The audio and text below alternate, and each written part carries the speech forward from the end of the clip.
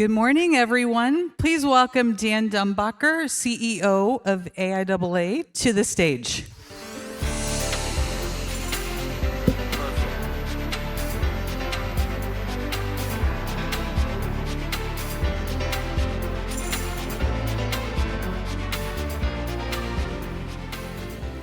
All right. Good morning, everybody.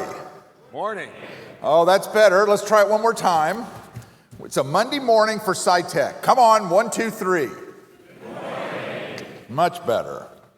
As a former NASA employee, watching that JPL video brought back a lot of memories. Now, I wasn't on console for any of that kind of stuff. I used to be on console for shuttle launches, and I remember that go word, and then every now and then that no-go word, but all good. So I hope everybody is coming in and getting ready for this. We're going to have a great, fantastic week. Hopefully everyone had a happy new year and wonderful holiday, and we welcome everyone to 2024 SciTech, and we're thrilled to have everyone here. You're part of the world's largest aerospace research and development event. I'm excited to welcome more than 5,800 people here. This week's crowd is setting records for SciTech, so thank you for being here. We also want to welcome our online audience. Each morning, we are live streaming our plenary sessions and recording them along with the Forum 360 sessions for viewing on the AIAA website. As we look into the energy in this room, it's clear that our community is continuing to drive innovation, connection, and technical exchange. The SciTech Forum is known for setting the tone for the coming year. What's exciting for us is realizing that the knowledge shared this week is laying the groundwork for our future advances. SciTech creates a unique atmosphere that inspires innovation. The SciTech Forum would not be possible without our sponsoring organizations listed on the screen. Their collaboration and generosity have made this week possible.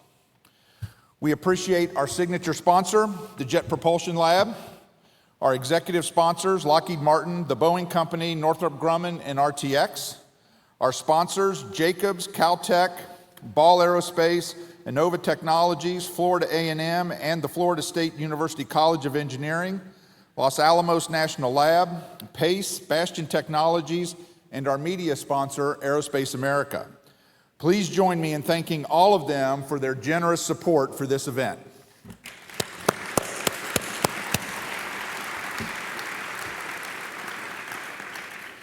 We have some very important attendees here today. 15 diversity scholars. These young people are a group of underrepresented university students who have interest in or are pursuing a degree in aerospace or related fields. They hail from colleges and universities from across the United States. All week, they will be listening and learning and connecting with all of you as they look ahead towards their wonderful, bright futures. We're honored to be part of their journey from classroom to career, especially because 9 of these students are first-generation college students in their families. We're incredibly grateful to the Boeing Company for, again, making it possible for us to welcome diversity scholars in this 6th year of the program. I'd like to ask the SciTech diversity scholars to all stand up so everyone can recognize them.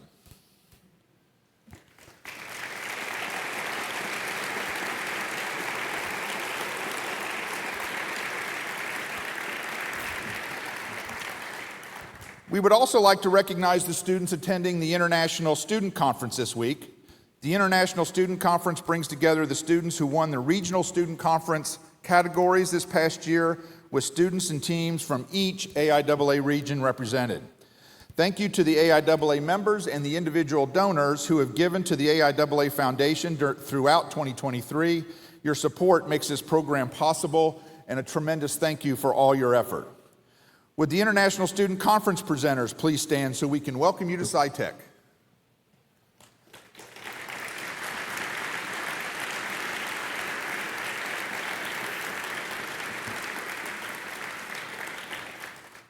Our theme at SciTech this week is Outside In, Expand the Boundaries.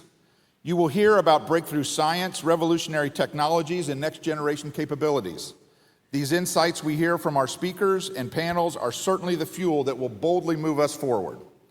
This week's high-level programming focuses on 5 themes: breakthrough capabilities, the future of flight, emerging capabilities and challenges in test, the future of space operations, and imagining the aerospace engineer of tomorrow. These themes in the exciting high-level program were developed by a dedicated guiding coalition.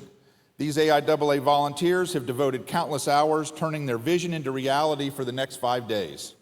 You will have the chance to meet many of them throughout the week. They are truly shaping the future of aerospace with this program.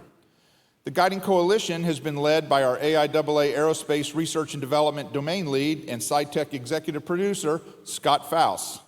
Scott has dedicated his career to exploring the application of advanced information technology to a variety of systems, including aerospace. He retired from Lockheed Martin Space Systems in 2018 as the Vice President of Research, where he oversaw the Advanced Technology Center. We are grateful to Scott for his leadership in this R&D domain and for his incredible forum we are experiencing. Scott, I know you're here. Stand up.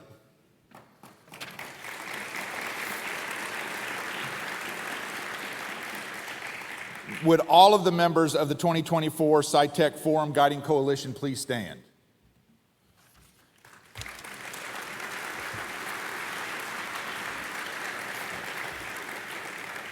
We have Jeff Butler, Tom Cooley, Taylor Fazzini, Steve Frick, Brian Kawasek, Samantha McGill, Charles Norton, Masami Onada, Pradeep Raj, Chris Rao, Venki Sankaran, Esther Varga, Sean Weil, Marilee Wheaton, and Steve Yahada. Thank you to everyone. The technical program is one feature that sets apart an AIAA Forum from other events in the industry. At an AIAA Forum, we deliver a deeper look at current research and technologies geared to solve specific problems. This week's program features approximately 750 technical sessions and 3,000 technical presentations. The technical program continues to grow, and this year we have the largest number of presentations ever offered at SciTech. Thank you. Congratulations to all the authors on your accomplishment presenting your manuscripts this week. We are grateful to the dedicated group of volunteers who curate our technical program, from reviewing abstracts to creating sessions to chairing those sessions. The SciTech Forum would not happen without you. Thank you to our forum technical chairs and technical program committee for their outstanding efforts in guiding and organizing the technical program. You'll find all their names listed in the program guide. Will all the forum technical chairs and members of the technical program committee please stand?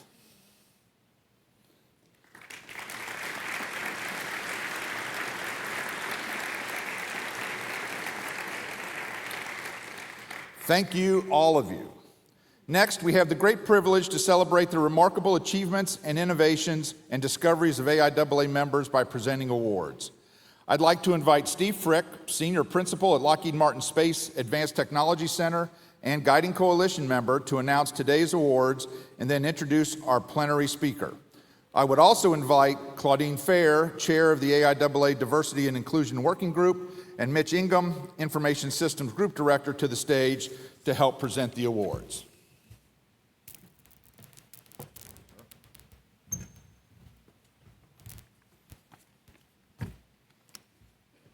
Thank you, Dan. I'm honored to be here today. It's exciting to begin our forum by celebrating these exemplary professionals. It's my pleasure to begin by announcing the 2024 AIAA Mary W. Jackson Diversity and Inclusion Award. This award recognizes an individual or group within AIAA who's devoted time and effort and made significant contributions to the advancement of diversity and inclusion within the Institute. The 2024 AIAA Mary W. Jackson Diversity and Inclusion Award is presented to Amanda Simpson of Third Phase LLC.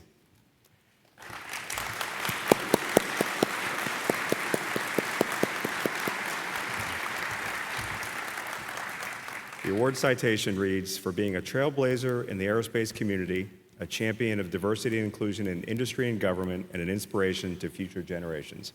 Congratulations, Amanda.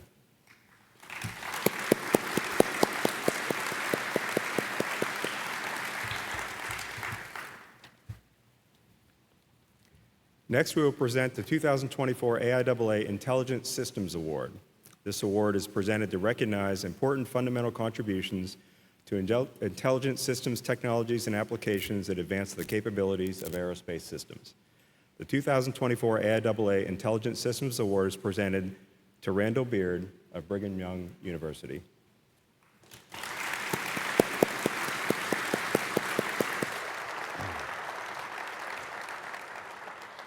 The award citation reads for his innovative contributions to the guidance and control of autonomous aircraft and to the mentoring and training of the next generation of aerospace leaders. Congratulations, Randall.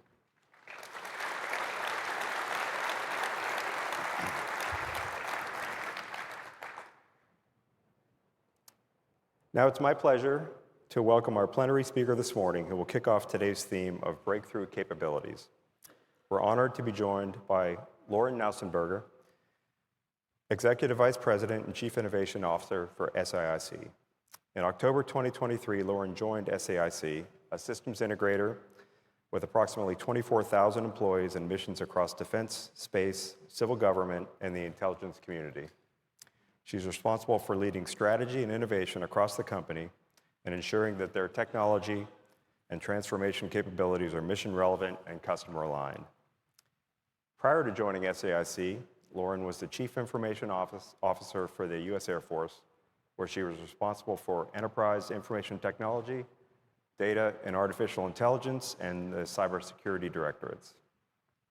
She provided oversight of the Air Force information technology investment strategy, everything from networks and cloud computing to digital transformation and technology innovation initiatives. She's had an exciting career, having been an entrepreneur and investor, helping grow companies in the national security sector, and having flown in the U-2. I hope we'll hear a little more about that. I think you'll agree that we couldn't have found a better individual to kick off our week and today's theme. When Lauren's done with her remarks, I'll join her on stage and we'll take questions from the audience. Please use the QR code, which hopefully will be on the screen, to enter or upvote questions, and then we'll use the upvoting to enter the ones that we have time for. Please join me in welcoming Lauren to the stage.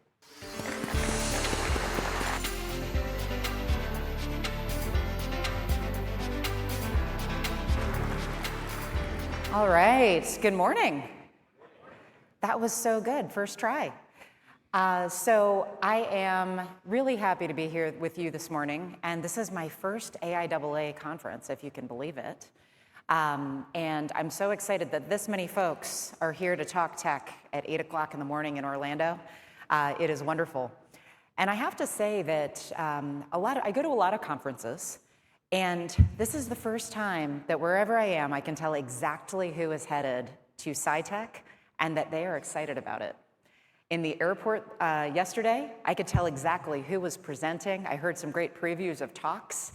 I heard who was doing some organization for the conference on the airplane too, and I've already learned an incredible amount from some of you in the audience at the hotel bar, as well as at the diner this morning. So I feel like I'm off to a great start, and I hope that you are too, and that you'll continue to take just a really great opportunity to learn from each other and to teach what you can, and that's really what this is all about. So you heard a little bit about me already. I'm gonna warn you, I'm in this interesting place where I still bleed Air Force blue. And so, you know, I still am an airman and a guardian. I got to work with Air Force and Space Force. I then fake retired for about 4 or 5 months. I got to be a full-time mom. I think I officially put my LinkedIn status as pretending to be retired somewhere in Europe. It was a great bucket list item. Definitely do it one day if you can. And I am now on the other side. So whereas I looked for partners when I was in the Air Force and the Space Force, I am now the partner. And I have a different perspective now on who I partner with and how I look at technology through this new perch. So you probably see a lot of images here that feature my fellow airmen and guardians. That is a little military heavy probably for this room, but let's go with it, because who doesn't love a good Air Force and Space Force day? All right, so first, I want to just take in for a moment the wonder of where we are right now. And actually, Dan, your AIAA president, and I had a conversation this morning. He asked me, what is the biggest challenge that we face? And I kind of stopped for a moment, and to me, it's not the technology. We have such incredible technology to use, and probably we have different levels of wonder in this room. I am part of what we call, I guess, the transitional generation. I'm sort of a millennial, but I'm kind of toward the end of that generation where as technology evolved, It evolved at the time that I was old enough to use it. So when I was old enough to write a paper, that was about when people started typing their papers on a computer. When I was old enough to play Super Mario, that's exactly when it came out. Super Mario Brothers 3 on regular Nintendo, that was like a wonder of my childhood. You guys have way better video games now, but that's still right there with me. For this generation, the folks of you that are students now, grad students, it's probably the first time I get to feel old on stage because you were born about the time I was going through college, about the time that I was first using an iPhone and apps. For you, I would imagine it's going to be generative AI that kind of grabs your wonder over the next few years. But it could be anything. We now have global comms in space, communicating optically via lasers all over the planet. Quantum computing, still a few years away, but amazing possibility. Chips, the rate at we are developing new chip technology is incredible. And quantum sensors are already doing really interesting things. So we have all of these pieces of technology that I bet at least one or two people in this room, you can probably go deeper than anyone. But when you take those components and you put them together, that is where the real magic happens. And so I think the biggest challenge, and this is what I said to Dan this morning, is the creativity to imagine what we can do with all of these incredible things that we have, all these incredible colors that we have on an increasingly bright palette. And a lot of that, it's not immediately intuitive. A lot of the most really interesting things are when you cross industries. So I will tell you, I personally am fascinated when I talk to young medical students right now. And I was chatting with a young medical student a few months ago, actually while I was in Europe. And she was studying the intersection between neural networks and human neurology. And when you start to really look at the parallels across industry and you get people together that have enough depth to really be experts in those fields, but can look at it with the eyes of a beginner, I think we're gonna have some pretty amazing things happen across those industries. But it takes the curiosity to reach across. I'm sure everybody in this room, you have a field, you're really, really smart in your field. Whatever I can encourage you to do to reach across and learn from someone in a completely different discipline, I think that's where we're gonna have some real things take off. So, lots of amazing tech. We could probably talk tech all day in this room. I'm gonna start with AI, and maybe the next slide is a big surprise to you, and maybe it's really obvious. There's my fellow airmen and guardians that I promised would show up. But even though I'm gonna talk to you about AI, I'm first gonna lay out that what you do with AI really comes down to people. In any organization, whether you're a government organization, you're an academic organization, you're a major corporation, people are gonna be your constrained resource. There are certain things that only people should be doing. There are certain things that people just quite frankly don't want to do anymore. And so anything that you do with AI, at least in the next few years of my comprehension in the market, it should be focused on how you can enable people. And so I've built this up. I don't think AI is coming yet for anyone's job, unless you have a job that probably you're not so happy with. But we're gonna start really boring for a minute. And this is gonna hopefully help someone in the room. Is gonna be really uncomfortable if I don't say this. So when I say AI today, I'm speaking so broadly, okay? We're talking everything from basic automation to machine learning to deep learning, okay? We're being very, very vague, all right? A couple people just kind of breathed a sigh of relief. We're not getting, hung up here. But let's jump in for a minute. We're gonna start boring. I'm gonna start with robotic process automation. I'm gonna share a little bit about my time in the Air Force. And I told you that this would be boring, but let me tell you who it's not boring to. And we're gonna have a little audience participation here. Who in the audience loves doing manual data entry and working with horrible processes? Okay, all right. I'm hoping it's because nobody does and that we're not just sleeping, but we're gonna go with it. So how many people feel that your organization, whatever organization it is, has completely gotten rid of the need to do manual data entry, and that your organization does every process just perfectly, just amazingly? All right, okay. Oh, darn, I was hoping one person would raise their hand and I could, come and work with you.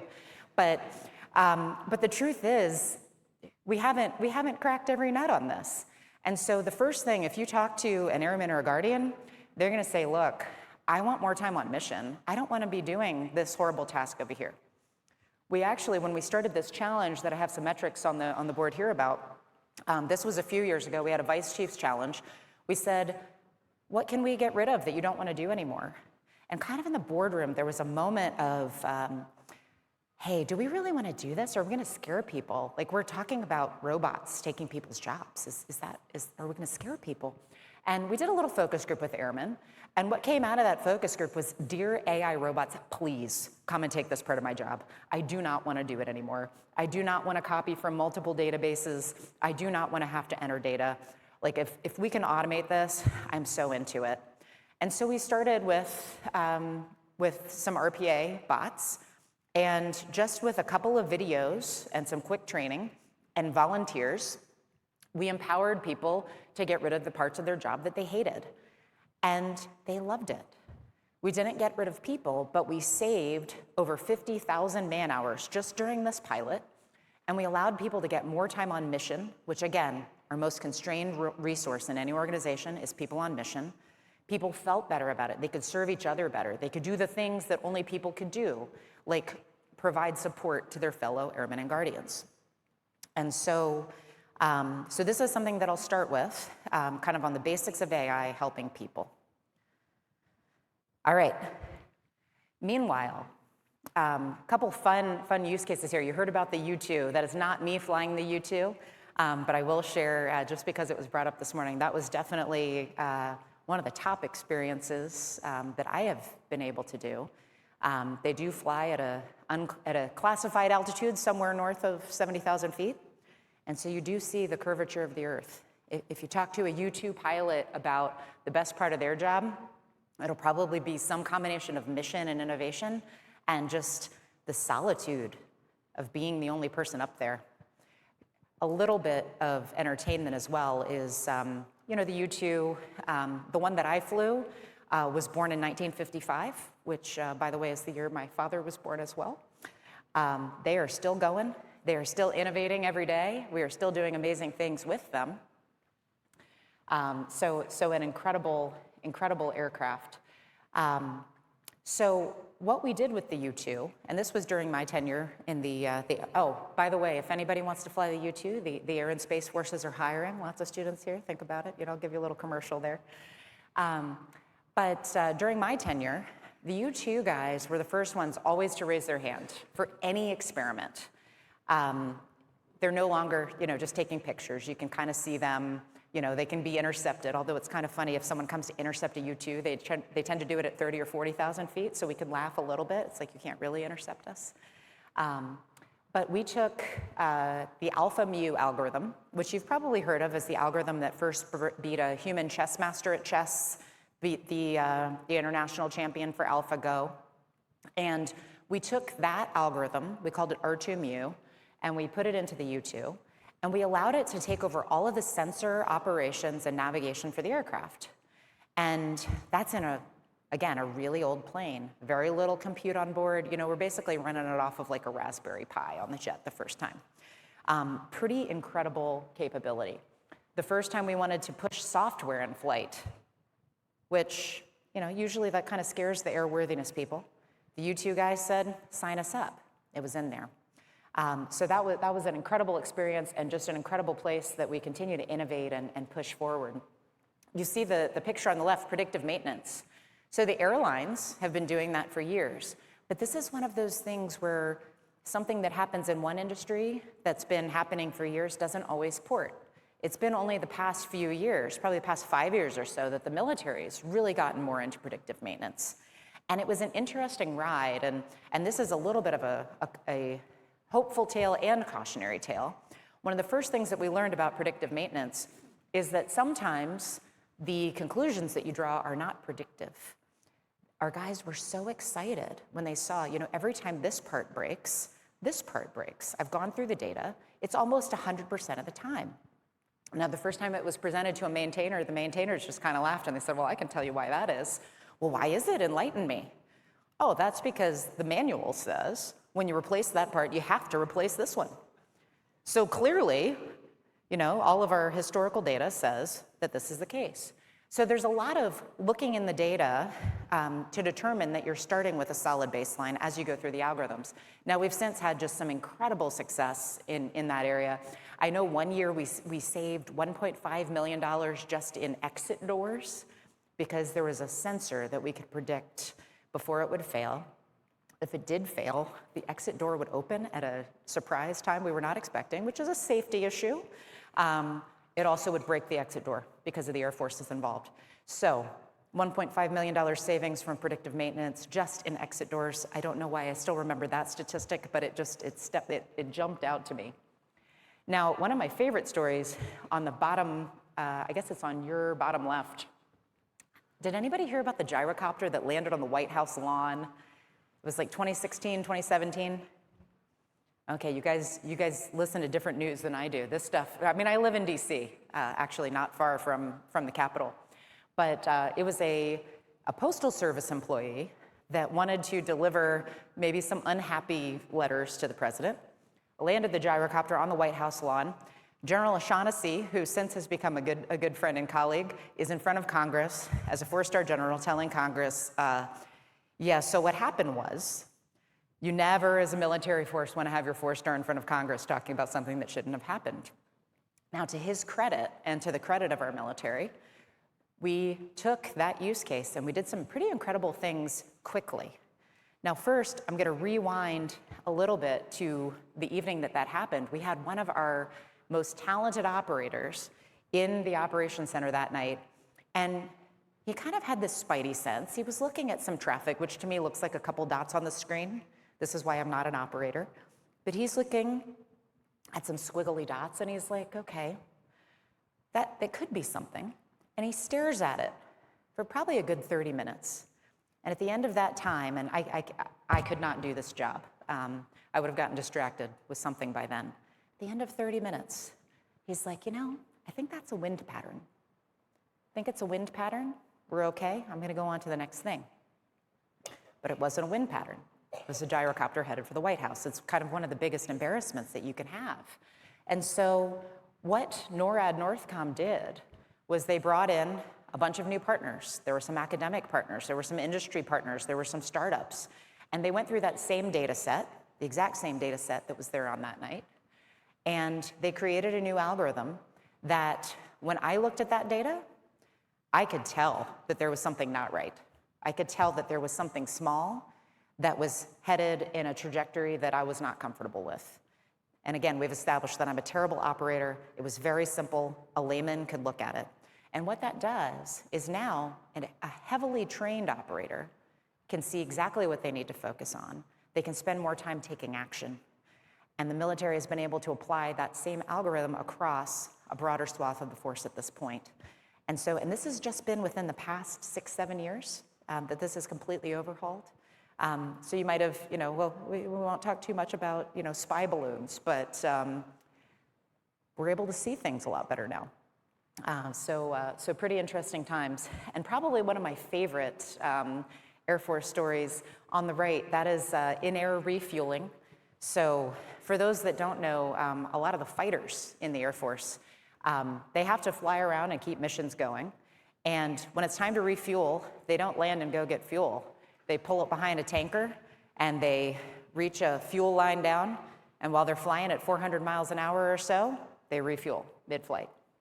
And so while things were a little spicy in the Middle East, Eric Schmidt was out visiting with one of the AOC commanders. And he asked the commander, what is your biggest problem? What is your biggest problem? And the commander said, all right, whatever you do, just don't erase my whiteboard. The whole operational picture in the Middle East is going to come to a standstill if you erase my whiteboard.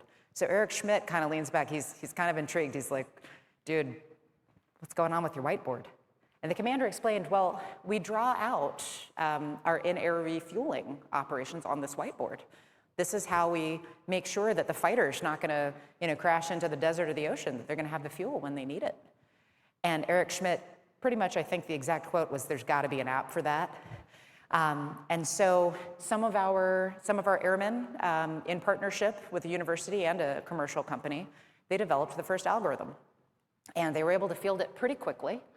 And just a basic optimization algorithm the first time. And they were able to, within the first year, start saving about $250,000 a week on fuel because it was so much more efficient.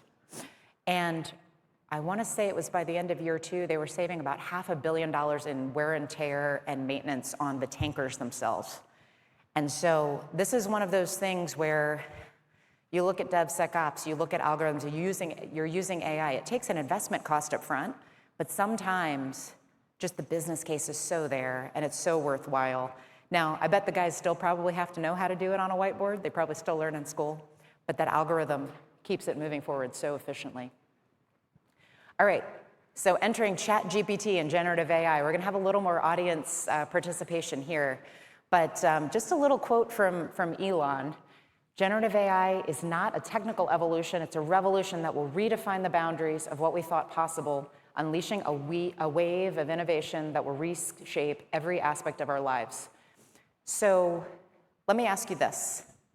Here's a little audience participation. We're gonna go on two sides of this.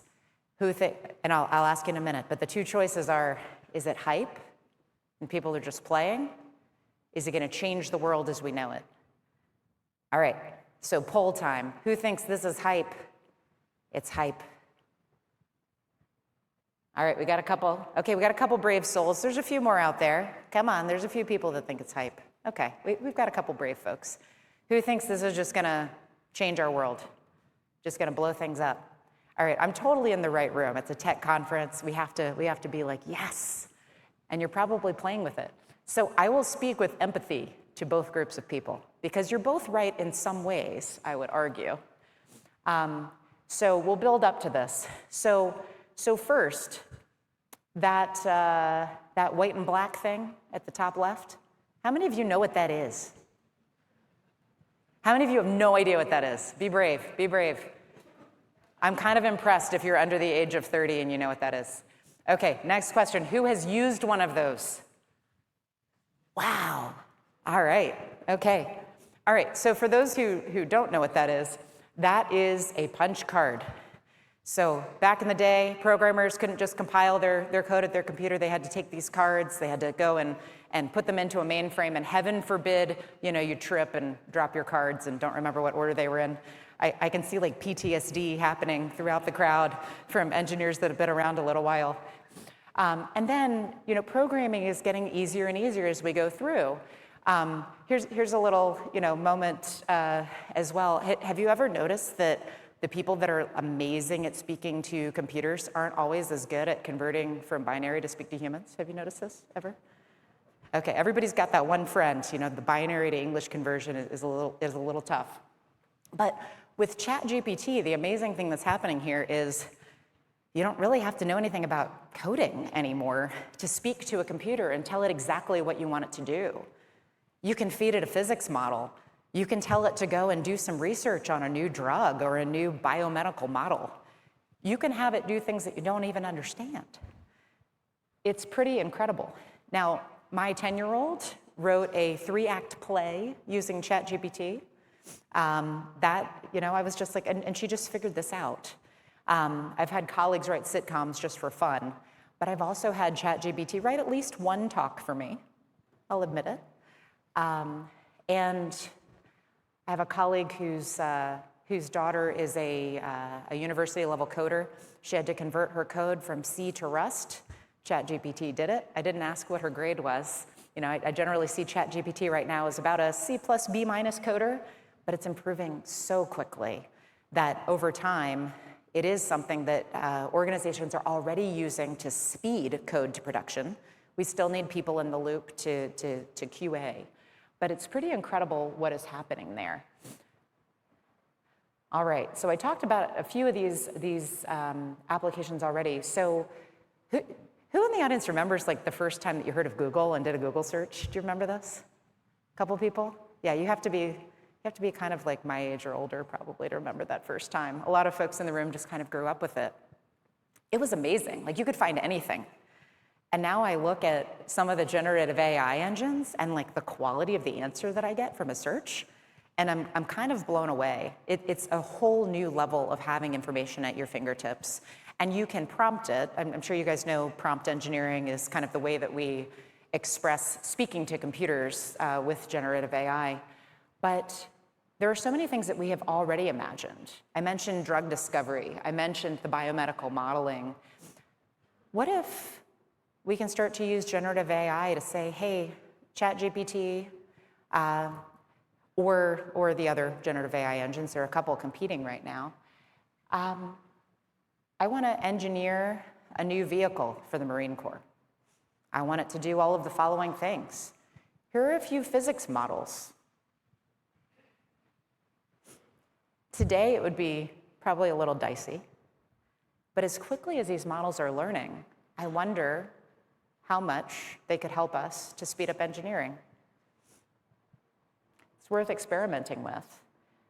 Certainly with kind of the easier side of things we can go, but if we can discover new drugs and new molecular combinations, what can we do across other fields? So the folks that said, hey, it's hype, this is why, at least in the short term, you're a little bit right, I would argue, because you have something that's so powerful. It is changing the world in pockets. It is making people's jobs so much easier.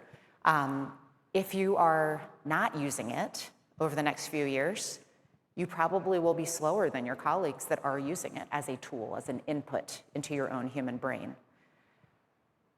But we haven't figured out how to make it safe yet. You still have,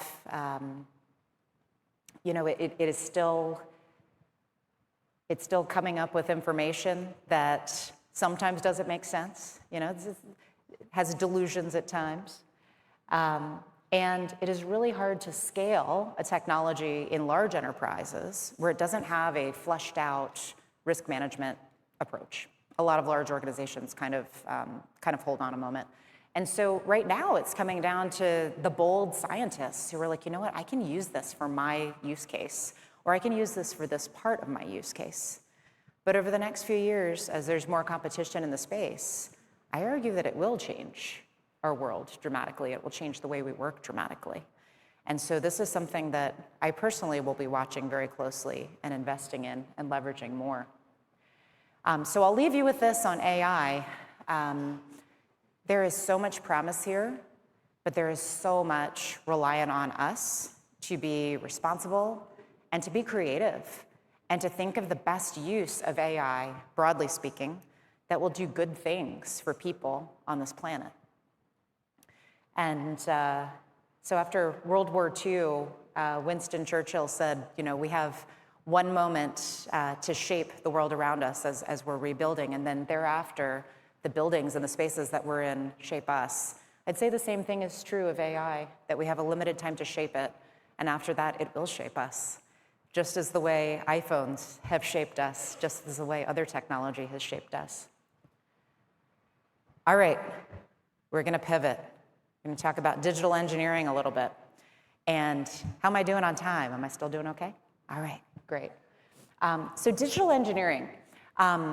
So I'm gonna have a little empathy, I think, with some folks in the room when I say that even 6 months ago, I was like, digital engineering, what is that? Isn't that just engineering in 2023, 2024 now? Isn't that all it is? I mean, everybody's using digital tools. Everybody's using digital models. What is the buzz with digital engineering? And since then, I've learned two things. The first is that actually not everybody's digital yet. We have some pretty amazing use cases that we've worked where we're digging up paper and digitizing it for the first time and going through. But the second is that digital engineering, the way that we talk about it at SAIC anyway, and my guys are very proud of some of the stories I'm going to tell you, it is really more of a North Star almost for engineering, the way that DevSecOps became kind of the way that we develop code. And I'm going to use, do we have a lot of programmers in the audience? Or people that sort of kind of know how it goes? Not a whole lot? Okay, there's enough that I'll use this analogy. So once upon a time, when you were writing code, You used a waterfall approach. You do the requirements, you go through, you'd write your code. If there were different teams writing code, that you would kind of go off away from the trunk, so to speak. You'd have a bunch of branches out here. You'd write your code. And then at some point, according to the schedule, you'd bring all of your code together. You would pray to whatever God you believe in that it did not break everything when you tried to compile it together. And most of the time, something would not go right. And you'd have to go back through and you'd have to figure out, well, which piece was it that didn't go right? And now with DevSecOps and with continuous integration and continuous delivery, the whole point of that is that you are keeping everything in the trunk. Every single time that you commit code, whether you're on this team or this team or this team or this module, it is going into the code base. It's going through all of the tests. And if it fails, it's not allowed in. And so you kind of skip that step at the end where you kind of cross your fingers and hope that nothing breaks.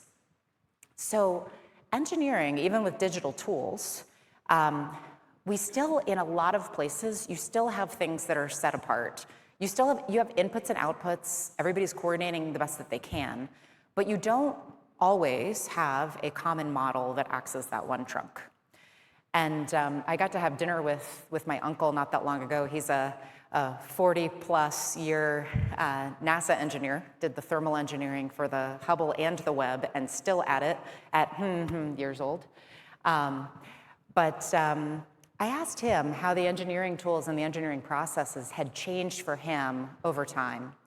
And largely for him, just over that many decades, he said, well, the tools got better.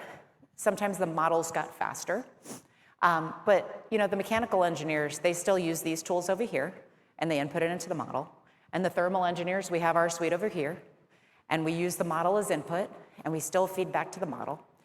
And I asked him, well, what if the model updated dynamically with what everybody was doing all at the same time? And he said, well, that's kind of the holy grail. That's kind of what we hope to happen over time. It really helps with integration. It helps with speed and agility.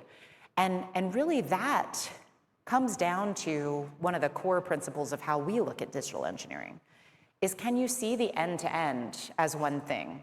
Can you very dynamically, with almost no headwind, bring in any new model, any new data set? Can you bring in any new tool for any engineering discipline and have the data move throughout the platform? Can you collaborate within the platform? So those are the things that we aim to do well within our digital engineering platforms. So it is arguably a lofty goal. We've seen some real success. You look at companies like SpaceX, everything is integrated. And I'll tell you, it impresses me so much spending time with those guys. I do remember my grandfather was also a NASA guy. And in the early 2000s, he was still getting phone calls to consult around the world for the work that he did in the 1960s at NASA. Because most of the engineers in the 1960s by then were gone, and not much had changed. Then all of a sudden, SpaceX shows up, and we have reusable rockets. We have engineering that is so fast.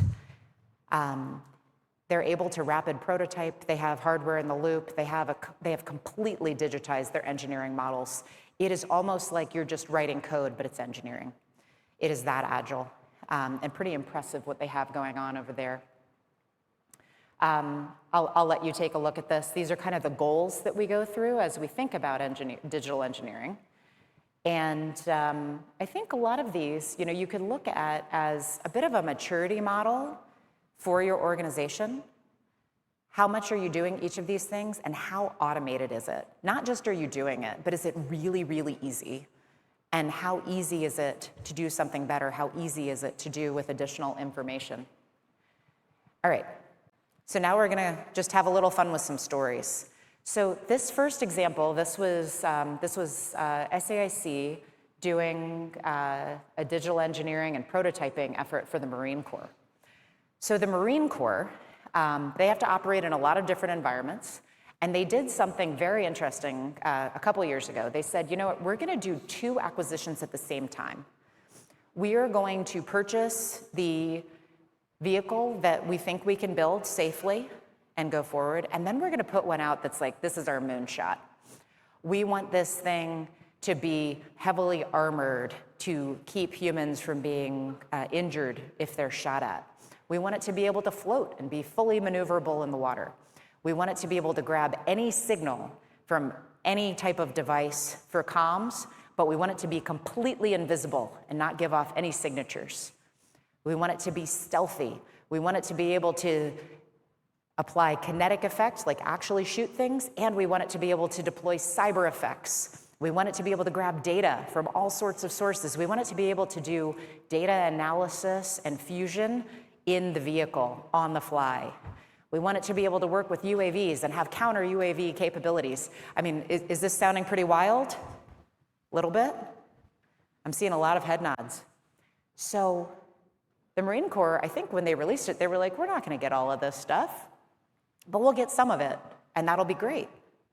So over 2 years, using the digital engineering platforms, a lot of digital modeling, a lot of bringing in new models and testing in the digital realm before the physical realm, we actually delivered a vehicle that met over 95% of the things that they wanted to. And that was in 2 years with about 20 people for $25 million. I don't know if you guys have looked at how long things typically take in defense to build something quite like that, but this was tiny.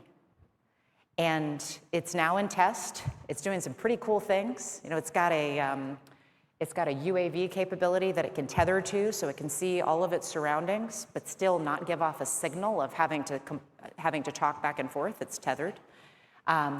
So this was something that we saw as a bit of a capstone exercise for the Marine Corps that made the Marine Corps true believers in what happens when you bring in solid engineering discipline and a really good digital engineering process, mixed with, of course, rapid prototyping, additive manufacturing, a bit of a capstone of those technologies coming together. All right, so this was a simple one. And this is, you know, I mentioned, hey, not everybody is digital yet. So we had a test facility that we were working with. They did have a lot of paper diagrams, spreadsheets, and the PID controller for one of the water tanks had gone out. And the staff was really worried about installing a new PID controller. And it wasn't just people being overly cautious, it was a really good reason. About a decade before, they actually had someone killed when they installed a new part, and it caused a reverse pressure problem and a tank exploded. And so, you know, they had gone through their safety brief. They were like, okay, really bad things can happen when we install new parts, so let's just put the new parts on the shelf. Let's just kind of put them in there, they'll gather dust, we don't hurt anyone. And so the PID controller, though, they had to install. And so they called us, and we said, okay, I see that your number one desire here is to mitigate risk, so let's model this. So we brought all the paper together, we pulled together a digital model just of the water tank and the things that went in and out of the water tank, the PID controller itself. So we digitized it, we tested it, we brought all of the engineers in. Everyone felt good that the digital model then matched the physical model. We were then able to install the PID controller. Everything went well. The guy said, whew, this process really helped us. We've got like a lot of stuff sitting in the supply cabinet for the last 2 years. We had to order it. It was time to install it, but same problem. We were a little worried about bringing it in because our equipment's super old and it's probably gonna break. Kind of like back in the day when you have all of the different code bases and you're trying to integrate it, except here you have things that legit can explode and hurt someone. So a much higher risk threshold. So what we did was we continued to model what was the next thing that was most important to update. And we modeled that system. And we had all of the engineers come in and validate the model, and we tested it by bringing in actually a combination of models, a little bit of AI as well, to really go through and test, is this digital model truly mirroring the physical model? And it's a simple thing, just putting in upgrades for a system. But some systems are so old and so papered and so kind of lying in disparate spreadsheets, because that was how it was stored and it was easier than whatever tool. Bringing that all together into a digital model significantly mitigated the risk. They were able to update, and now they have a digital twin of their whole facility. And so it's much easier to bring that equipment to life. This was the first one that we did that I'm just bringing back because I guess we're in a little bit of a space audience. This was a lunar lamp. This was just for fun a number of years ago. We did this just in a few months, a prototype for NASA. How can you bring out a light for a lunar base that is going to have long periods of darkness that need light, but then long periods of solar? And just used a digital model, digitally test it, digitally prototyped, and were able to deliver a prototype very, very quickly. Maybe coincidentally, and maybe because we showed it was possible, it wasn't long after we were just playing with NASA that there was a competition to develop such a capability. All right, so we're getting close to Q&A time, so you can get your brains kind of moving on that. But I'll go back to the beginning, where we have all of these incredible technologies at our disposal. We have some incredibly smart people in this room and around the world that have to imagine what we can do with them and have to work together to bring them together. And it is different across industries. I talked to you earlier about some things that are intuitive to SpaceX, that are part of their business model, that are used every day, that if you go into some of the government organizations that haven't had the investment or haven't been able to modernize, how different the processes are. But they're all problems that we need to solve. They're all really important missions. The people in this room can bring those things together. And for the students, I just want to share with you, I'm really excited for where you are in your careers right now. This is such an amazing industry to be in. Space especially, we can now get things into space pretty easy. The payload side, so many possibilities there. You have folks like Elon saying, hey, I think I'm gonna die on Mars, hopefully not on impact. I love that he adds that. But he believes we're gonna get there. You have NASA planning return trip to the moon and moon bases by 2040. It's a pretty exciting time, and we need your brains, and we need you to bring all of this tech together with all of the experience that came before you to solve these problems. All right, I'll leave you with this thought too. I mentioned Kessel Run earlier, kind of smuggling DevSecOps into the Air Force after Eric Schmidt's visit to the AOC. That worked in an Air Force that didn't know how to do DevSecOps at the time, because we found the right partner. For us at that time, it was Pivotal Labs. They came in, they did left seat, right seat with us. It turned out we had some amazing just talent that wanted to be unleashed. We developed some incredible code. Anytime you have an industry that has not used a particular technology before, who has not solved a particular problem before, you have to partner. Whether that's government working with an integrator working with academia working back and forth, all of those pieces need to come together. The startup community is really important. So are the integrators, to ensure that that piece of tech that startup does better than anybody else can come into be a part of a whole ecosystem to solve an end-to-end problem and to do it at scale securely. So I'll leave you with that. And then finally, we've got Air and Space Force here. I love to end talks just by reminding everyone that everybody brings their own superpower to the fight. We have so many different engineering disciplines in this room. We have so many people that bring different pieces. The more that you can kind of come out of your stovepipe and help find those other Avengers and find just an amazing problem that you're passionate about as your North Star, will continue to make the world a better place. Thanks a lot, and I'm ready for your questions.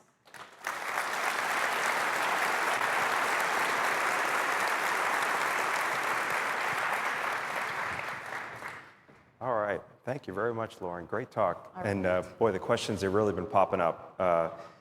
There's still time to upvote or add questions. Just use the QR code. Been watching as they popped up. There's a number that are similar, so I'll go at that, talking about using these tools in aerospace. So you talked about you could write a 3-act play with ChatGPT. Yeah. How do you see the aerospace industry using these kind of tools for things like designing aircraft or controlling aircraft or spacecraft? What are the challenges? Yeah, so there are definitely a lot of challenges to it, but I think now is the time to start experimenting. So I mentioned kind of a big what if, and this is, I think, a good room to just say what if in. So if I can do a new biomedical model, and if I can discover new drugs, new molecular combinations to try, why could I not try a new engineering model? So I gave you the example of the Marine Corps vehicle that we developed that had to have like everything on the sun with sprinkles and whipped cream. We did that through human ingenuity, but how many models and how much training could it take to have a generative AI model trained to try some aspects of engineering? I do not believe it will or should replace a human engineer by any means, but it could give a human engineer a few different options to look at during ideation, in addition to their whiteboard session. And I've actually talked to entrepreneurs who, and this is a much easier concept, but hey, give me 5 social media posts. Just the way that medical scientists, drug researchers are saying, hey, give me maybe 5 new molecular combinations. On the engineering side, hey, give me 5 designs. And you absolutely have to use human judgment and discretion to, especially for the next few years while we're testing this technology, to say, hey, does that hold water? Does that meet the model? Was the model correct? And then, the challenges with all of that too is it's not a fully mature technology yet in every way. It is not 100%. It's not 100% accurate. There are going to be things that come up that don't make sense, and so the risk is that people need to continue to think. And I don't think we have any problems here in this room, but the people still have to be in the driver's seat making the decisions and thinking, and not just trusting whatever the computer says. And quite frankly, that is a lesson that everyone can use, because there's plenty of information, that is twisted in different ways. And, garbage in, garbage out with any model. Even the best data scientists can make a mistake in the model. And if you're training something with AI, it can make a big difference unless you have some really, really good confidence thresholds in place. Okay, excellent. There's a couple that I'm going to kind of put together. There was one that talked about how do we deal with the black box nature of AI, but let me twist that a little bit to address another one which talked about, yes, there's a black box aspect to it, and you talked about you have to validate what it's giving you, but is there an opportunity where AI can be used to reduce the number of unknown unknowns in some of our advanced challenges? Absolutely. I think, really that's a great use case for AI, and specifically generative AI. Just to think through, hey, give me 15 more ideas and let me teach you more. Give me 15 more ideas. Give me 10 more risks. The models are pretty good for brainstorming. You can't just take it and go most of the time, but with a little bit of really solid prompt engineering, which actually is a worthy topic of studying. The better a prompt engineer you are, the better the output you get, just like the better a coder you are, the better output you get. Remind me the rest of that question. You really kind of touched it. It was the combination of there's a black box nature, but the black box. So there are several tools, and actually we have one at SAIC called Tenjin, where you have complete traceability to see exactly how the algorithm developed its answer. And you can go back and you can see exactly, because you can go back and see exactly how it arrived at the answer, you can kind of question the logic along the way. And I think that is something that humans, especially as we're testing new technology, it is very helpful. Without that, you can still test by saying, okay, does that feel right? Does it pass the gut check? But having the traceability definitely helps, and there's no reason not to have that now, because our tools are capable of doing it. Okay, great. Let's see, probably have time for just one more. I'm going to shift gears a little bit and since we have a lot of folks that are either early in their career or starting out their careers, what advice would you give to students in the room that are just getting going with their careers? All right. So I'll give you a couple areas of advice. On the tech side, just really develop your expertise in a place that you're passionate about. There's no substitute for passion. And if you're really, really smart, work doesn't have to be work. There's always a little bit of work, but it doesn't have to be like painful. You can go to work and you can play every day if you're doing something that you love. So if you love technology too, like find that area of technology that really jazzes you, and then follow that up with problems that really jazz you. And there are so many problems to solve. Like you should definitely be able to find a space that works. And surround yourself by people ideally who are smarter than you in some way.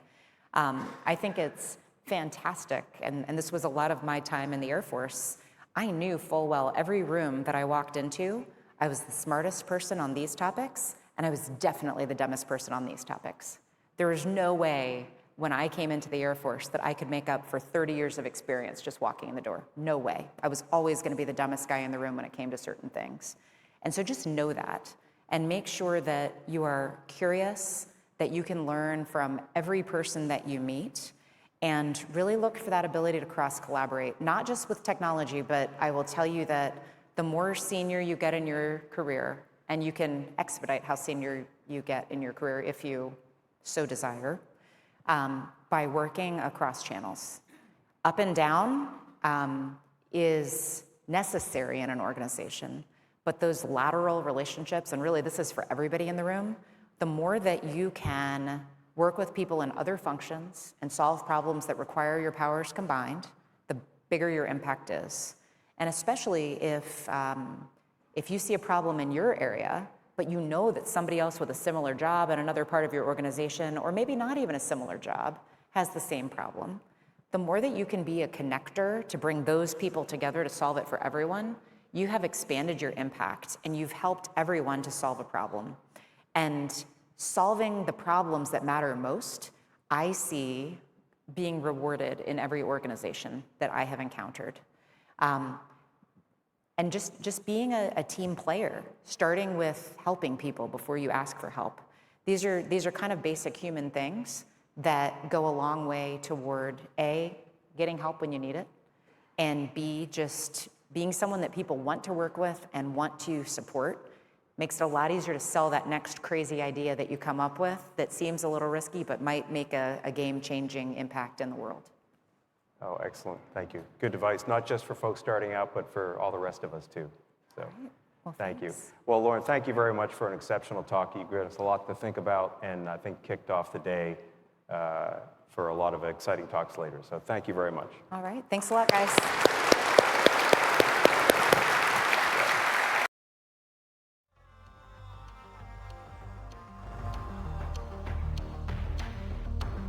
Okay, just a few last announcements. So the technical program today starts at 9:30. We encourage you to use the AIAA Events app to access the detailed program. And just coming up in a little bit, we're going to continue the conversation in today's Forum 360 sessions. At 10 a.m., you'll hear a distinguished panel taking our theme further with pushing the boundaries of computing. And then at 1:30 p.m., the Forum 360 will discuss applying breakthrough capabilities to aerospace. And really at 5:30 tonight, please don't miss the AIAA Dryden Lecture and Research to be given by Payman Givey, Distinguished Professor, and James T. McLeod, Chair in Engineering at the University of Pittsburgh. And the topic is the promise of quantum computing for aerospace science and engineering. So thank you, everyone, and enjoy your day at SciTech.